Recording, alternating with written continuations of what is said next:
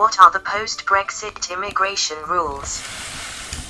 Brexit officially went through on the 31st of January this year, with the UK leaving the European Union 3.5 years after the referendum. Brexit officially went through on the 31st of January this year, with the UK leaving the European Union 3.5 years after the referendum. Brexit isn't over yet, however, with Boris Johnson taking a tough stance, threatening a no-deal exit if no agreements are made by June. However, Britain has begun their new post-Brexit processes, rolling out blue passports within the next month and confirming changes to immigration rules. Here's what we know so far about how immigration is set to change. Brexit and immigration. What are the new immigration rules?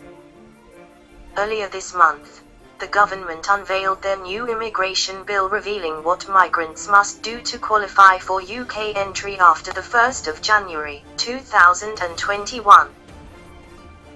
Migrants will have to gain 70 points to be eligible for a visa, in aims of creating a high-wage, high-skill, high-productivity economy in the UK, a statement from the government said.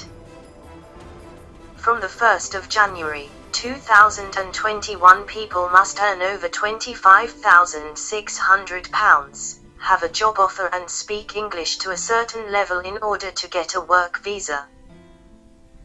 There will be some exceptions for people who earn £20,480 to £25,600 in industries with a shortage, like the NHS. Self-employed and freelance workers will largely be unaffected, needing to apply for visas under existing rules and will not need to be sponsored. Visitors, including EU citizens, will also still be able to come to the UK without a visa for 6 months, but they cannot work during this time.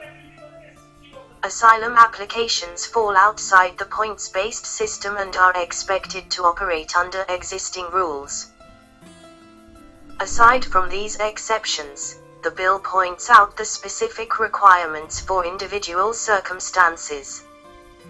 New immigration rules for skilled workers. All applicants, both EU and non-EU citizens who want to live and work in the UK, will need to gain 70 points to be eligible to apply for a visa.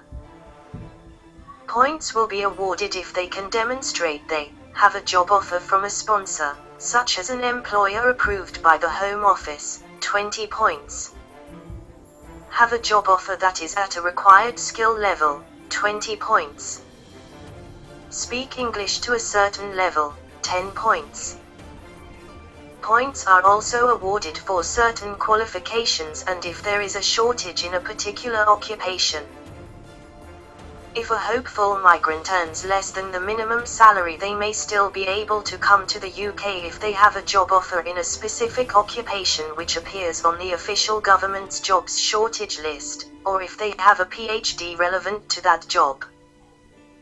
New immigration law for highly skilled workers. Those considered highly skilled can gain the required level of points to enter the UK without a job offer if they get the endorsement of a relevant and competent body, including bodies in the science, technology, engineering and mathematics sectors.